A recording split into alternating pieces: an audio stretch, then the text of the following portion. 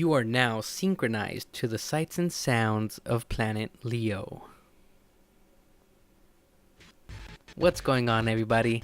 Today we're going to be talking about UFC 200 and the big news, the shock retirement from Conor McGregor. Yeah, this almost broke the internet. I was just as shocked as you were to find out that he announced retirement right before UFC 200. Had a big fight lined up, a rematch fight with Nate Diaz, which I thought was going to be a magnificent fight. I was looking forward to it, and I'm disappointed it's not going to happen at UFC 200. However, I think there is a method to the madness that Conor McGregor brings. I don't think he has too big of an ego.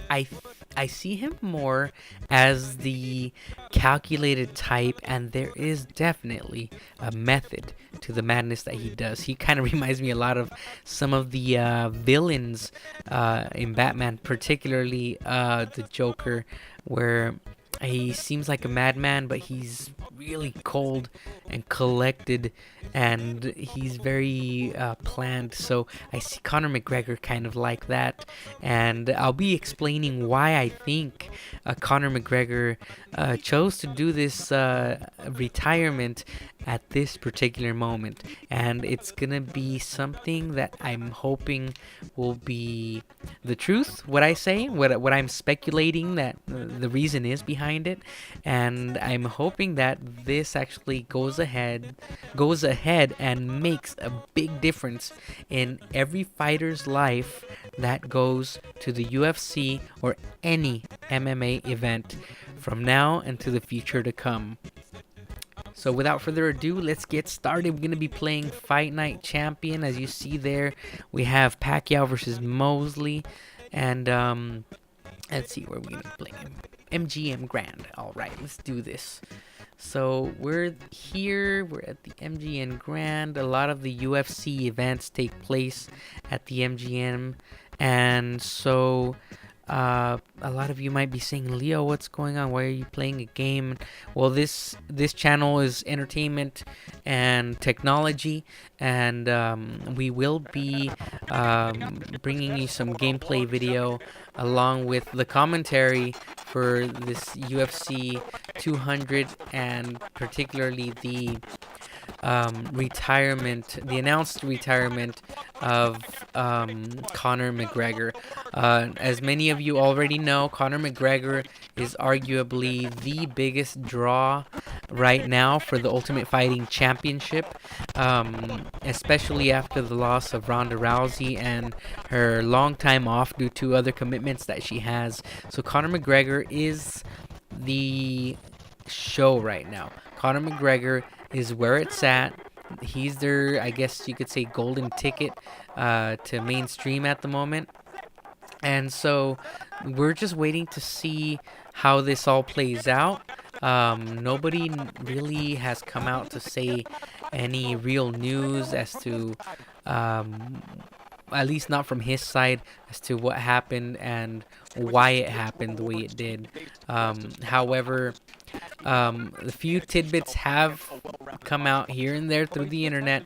Dana White went on Fox, and he talked about how Conor McGregor did not want to fly halfway around the world to do the press conference, and also other press to promote the UFC 200 card.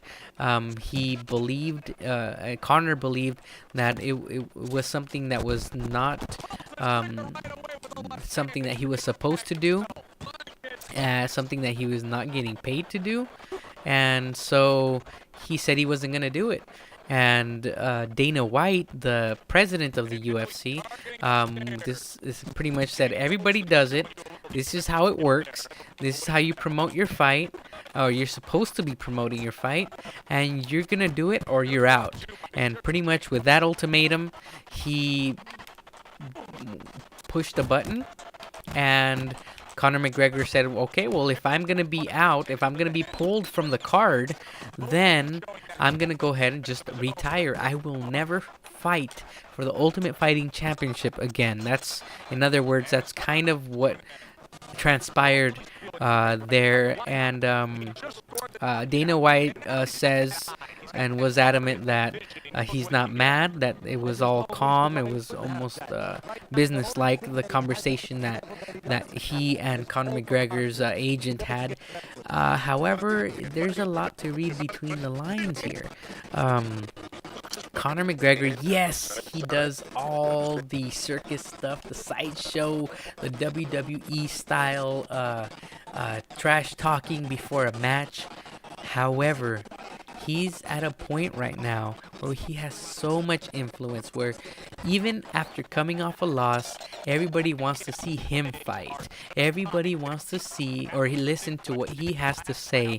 He has been blowing up the internet.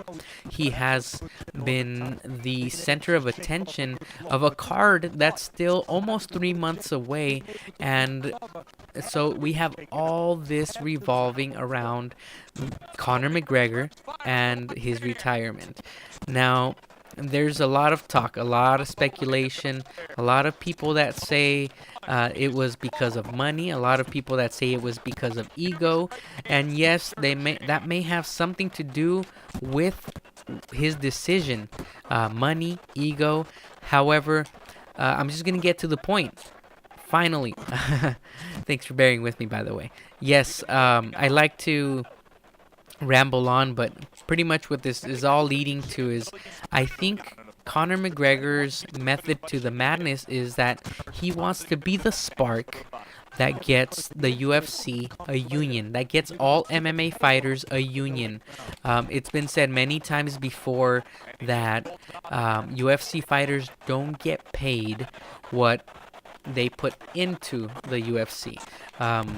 Now, the UFC has adopted a model similar to professional teams in and professional sports such as the NBA, NASCAR racing, and to an extent similar to what the NFL has done, where the brand, the UFC Ultimate Fighting Championship, they control and decide what kind of sponsorship fighters are going to have. They have the big Reebok sponsorship, big Reebok deal. They decide what the look, the sponsors, pretty much just not just the production wise, but how the fighters are going to get paid, because it used to be fighters were allowed to have their own sponsors, and the sponsors would make their deals directly with the fighters, and they would get paid according to that. Now, when the UFC decided to go Reebok, the UFC is the one that got all the money, and then they would disperse the money amongst the fighters within their contracts, and the UFC claims that so the fighters are getting paid now. However, it's been proven by many fighters now, or various fighters, that they were actually getting paid way more money before the Reebok deal, and after the Reebok deal, some fighters are only getting $2,000 out of that deal, $2,000 additional dollars to whatever it was that they were getting paid to fight. So that's, I'm sorry to say, but that's chump change compared to how much money the Ultimate Fighting Championship is making off of these fighters who are no longer in control of what sponsors they're gonna have. And so that's a shame. That's a shame, because these are fighters that are putting their lives on the line. These are fighters that you never know, maybe one punch away from retirement, especially when you have elite fighters or stand-up fighters like Nate Diaz. Nate Diaz has almost world championship, well, not championship, but he has professional boxing caliber skills as far as his boxing goes. He trains with some of the best pound for pound boxers in the world to work on his stand-up, and it shows when he steps into the octagon and does his thing. So you never know when might be your last round when you're fighting in the Ultimate Fighting Championship. And many of the fighters don't get compensated even at the top level. A lot of people say, well, the top level fighters are getting paid so many millions of dollars and they're being compensated just fine for what they do. Is like, well, I have to stop you there, because yes, they do get paid in the millions, so it's hard for anybody to kind of try to even try to feel bad for somebody that's getting paid so much money. However, when you look at the whole thing as a whole, think of NFL players. Yes, they get paid even more money than some of these UFC fighters. However, the NFL players, many of them are compensated through having everything else around them taken care of. And I'm talking about trainers, managers, coaches, their medical expenses. A lot of that, the bill is being picked up by the NFL themselves. And yes, there have been controversies, but it looks like they're doing everything they can to take care of that. Why? And here is the big reason. Big sports organizations such as the NFL have a players union. And I think that what Conor McGregor is trying to do is be that spark for the fighters to rise up, to bring awareness to the mainstream media that the fighters are not being compensated enough for what they do, which is putting their lives on the line for this sport to be successful. And also, they don't have any representation when it comes to the big shot decisions that are made by the people in charge, such as Dana White. Yes, things have been working, and the UFC has come a long way. However, it's still in its infancy when it comes to be looked at as a sport. Ultimate Fighting, as we know it in its current format, has only been available for almost a decade, as we know it now.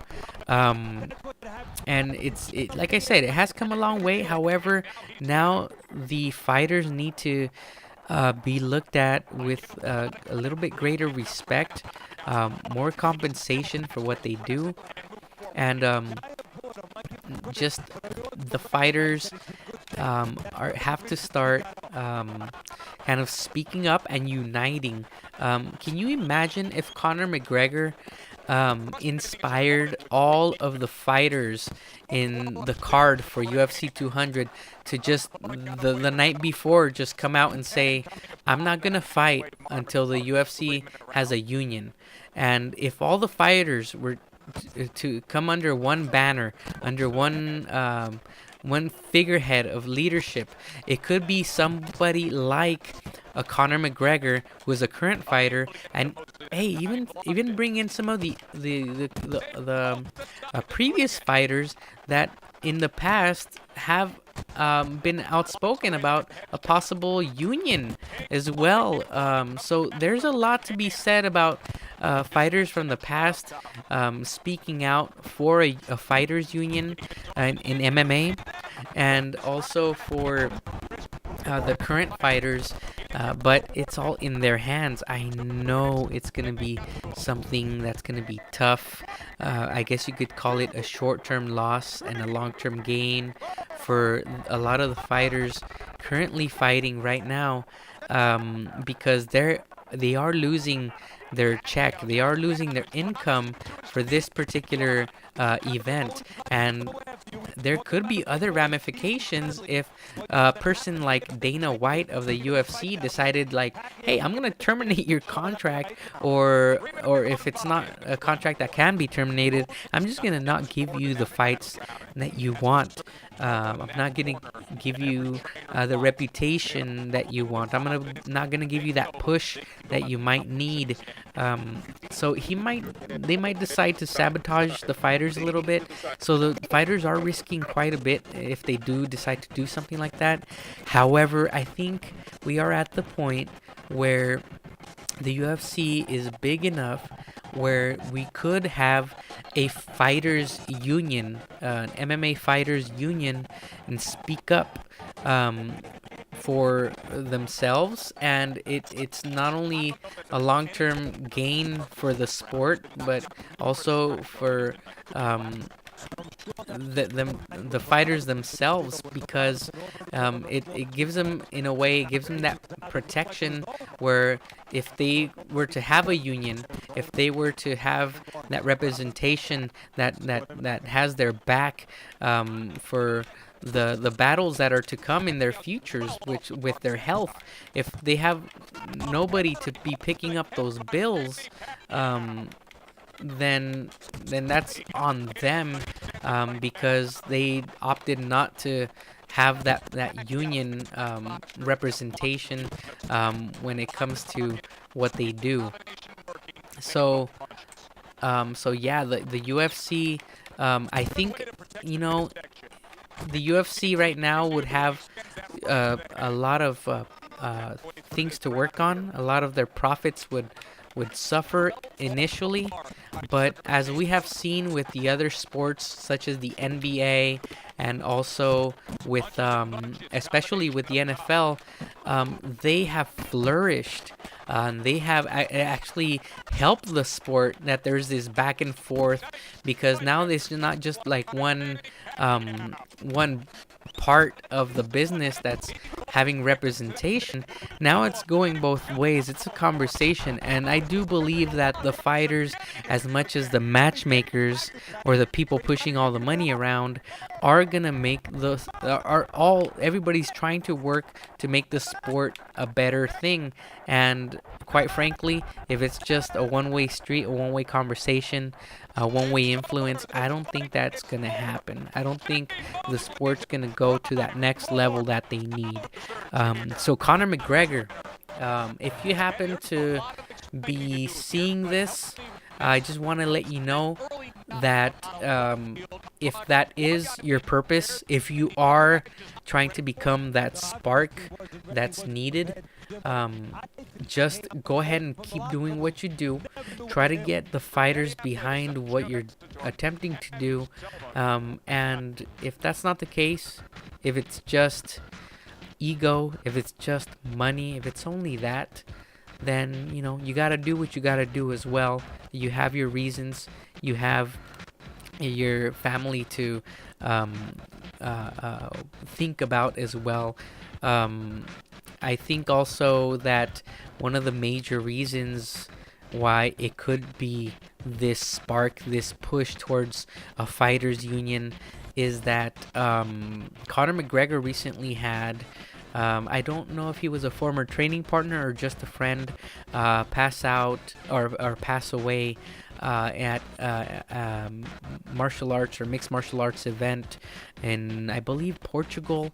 And so that might have opened a few eyes there as well, or maybe touched the hearts of the people in the sport, specifically people like Conor McGregor or other fighters that might be looking at the ramifications of one risking their life for this sport and what they're getting back in return in terms of long-term health effects, and also if it's worth it, if all the abuse in the octagon is worth what you're gonna have to live through for the rest of your lives as far as health problems go, and not having a union to have your back through that process as you get older. So I guess you could say this might be a call for a union. We have yet to hear from McGregor. We have yet to hear from some of the other fighters as well that may be in the same situation where they could be that spark, where they could make that difference, not just for themselves, but for the sport, and as human beings, for the health of all of your other colleagues and opponents as well. So, without further ado, I'm just going to leave you with those thoughts. And thank you very much for joining me today here on Planet Leo. Remember to like, comment, and subscribe. I will be looking at all the comments I receive on this video and hoping to engage people in this conversation. And I really want to know what you have to say and what your opinions are as well regarding fighters union in the UFC, and whether or not Conor McGregor can be that spark to get that process started. So thanks a lot, and I'll see you next time.